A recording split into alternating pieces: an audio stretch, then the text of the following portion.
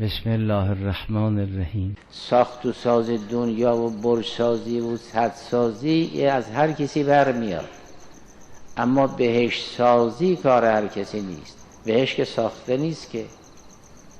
در معراج وجود مبارک پیغمبر صلی الله علیه وسلم این حدیث معروف است که وجود مبارک حضرت دید که این فرشته ها آجرهایی که لبنتن من ذهب و لبنتن من فضه، با اون آجرها دارن این قصرها و غرف مبنیه رو میچینن. گاهی میچینن گاهی آرام میشن، منتظر مصالح ساختمانی هستند. مصالح باید بیاد تا اینا بچینن. همون مصالح چیه؟ اشکال اعمال صالح، اذکار، عقاید، هر کار خیری که انسان مؤمن انجام میدهد آجر میشه، میدن به ملائکه، اینا غرف مبنیه رو بچینن. پر انسان خلیفت الله است در ساختن بهشت.